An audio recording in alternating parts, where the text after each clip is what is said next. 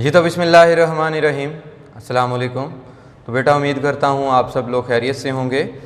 और बेटा हमारा चैप्टर नंबर 4 हज़रत अस्मा रज़ी अल्लाह ताला अन्हा जो हमने पढ़ लिया था, कंप्लीट ट्रांसलेशन जिसकी की थी, आज हम इसकी एक्सरसाइज को डिस्कस करेंगे।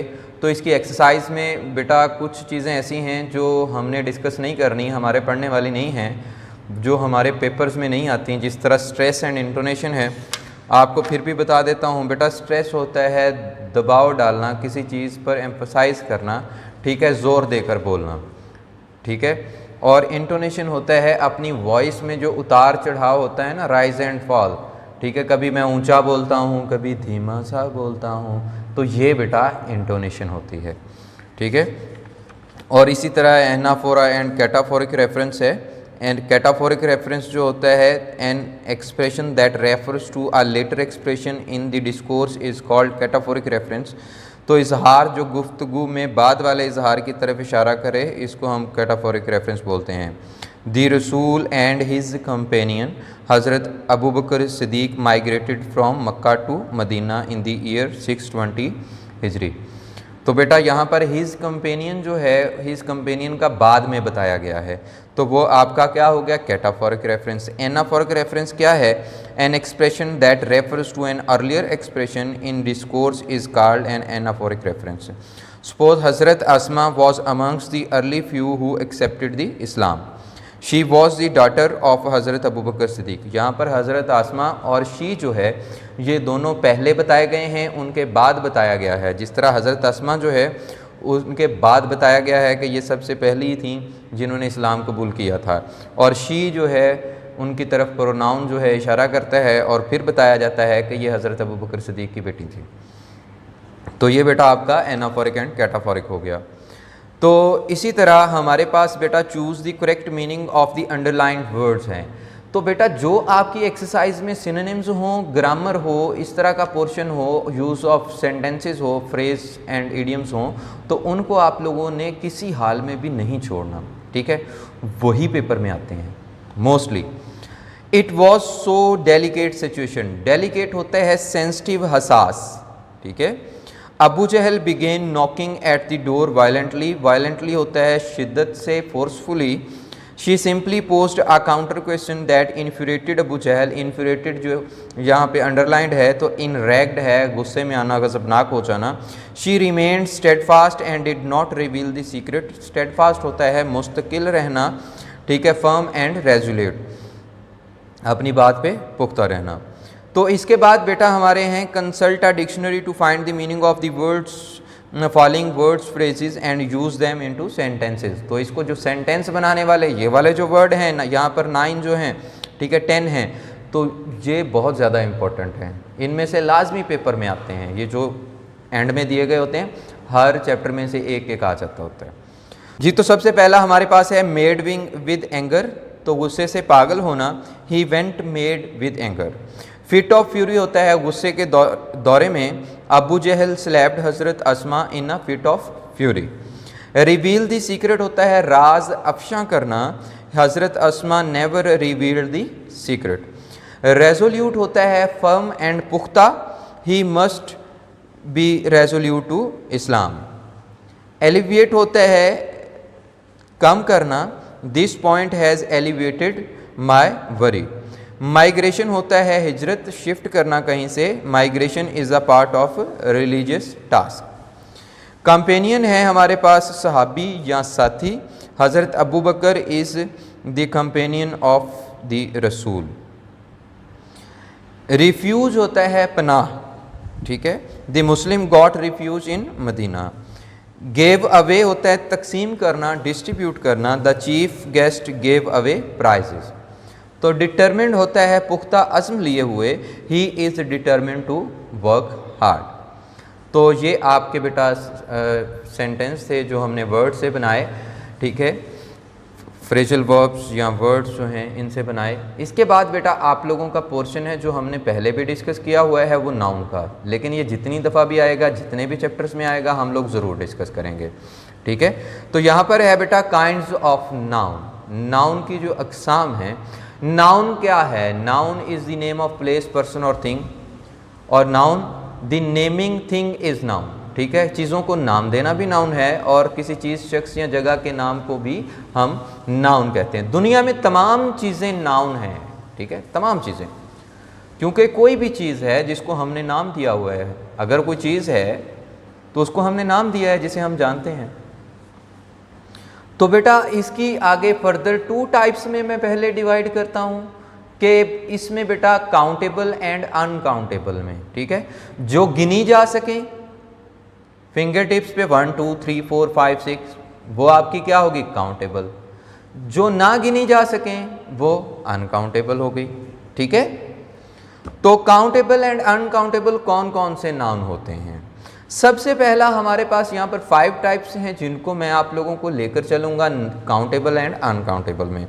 प्रॉपर नाउन, प्रॉपर नाउन आपके काउंटेबल में है तो प्रॉपर नाउन दी होली कुरान, मुल्तान, एशिया, अनवर सुजुकी, मोहम्मद सल्लल्लाहु अलैहि वसल्लम। कोई ख़ास चीज़, शख्स या जगह के नाम को हम बेटा प्रॉपर नाउन कहते हैं। प्रॉपर नाउन की कभी भी जमा नहीं होती।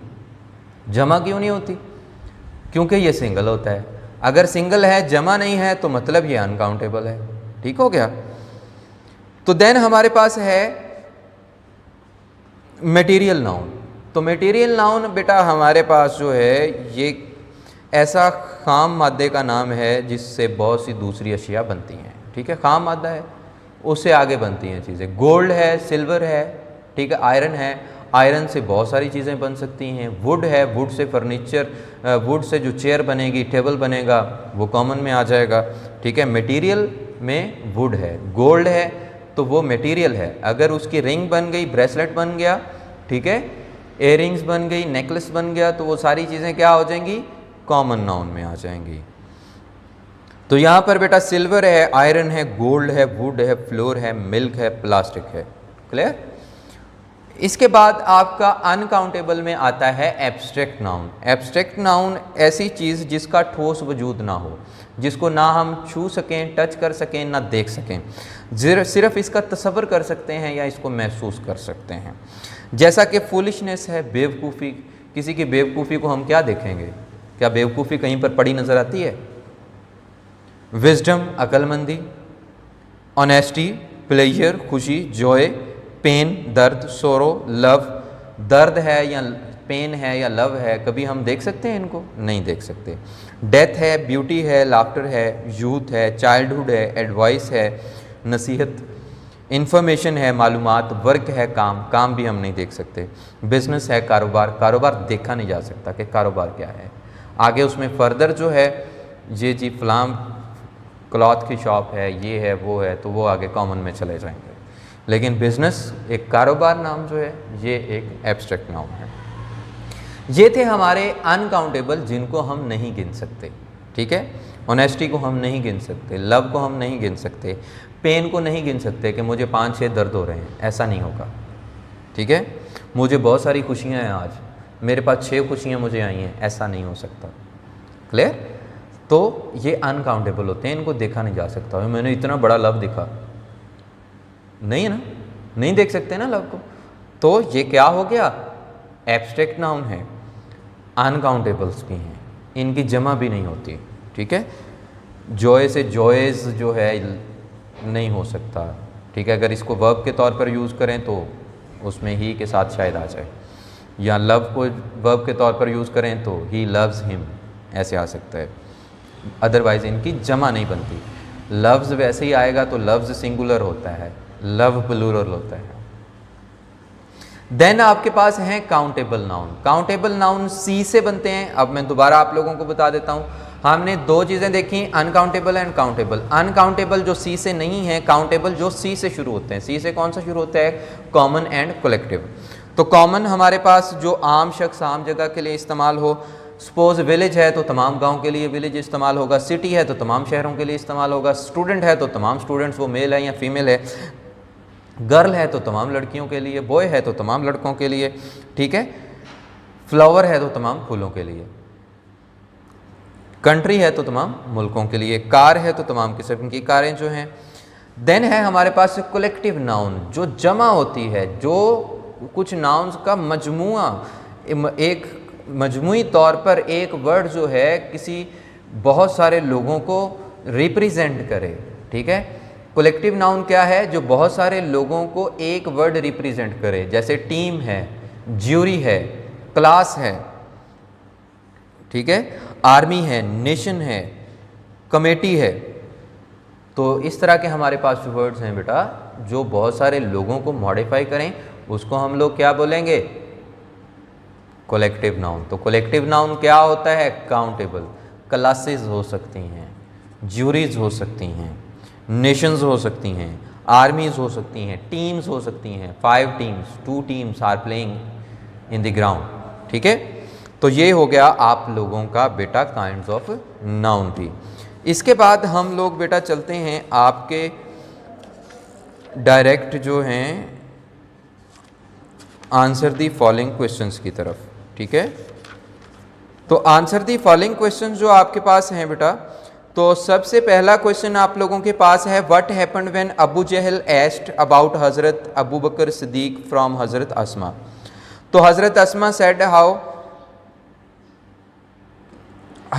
Said how she would know at this Abu Jahl slapped her. तो क्या हुआ था जब उन्होंने कहा कि मुझे क्या मालूम, तो उन्होंने थप्पड़ मारा था। सेकंड क्वेश्चन है, why was Hazrat Abu खुहाफा worried. Hazrat Abu खुहाफा worried क्यों थे? उन्हें लगता था कि अबू बकर सिद्दीक जो हैं वो सारी दौलत अपने साथ ले गए हैं। Hazrat Abu Quhafa was worried that Hazrat Abu Bakr had taken all the wealth with him, he had left nothing for the children to eat. Question number हमारे पास बेटा 3 है, how did Hazrat Asma console her grandfather. तो हजरत Asma placed some pebbles where her father used to place his money and jewels. She covered it with cloth. She requested her grandfather to look that her father had left all for them.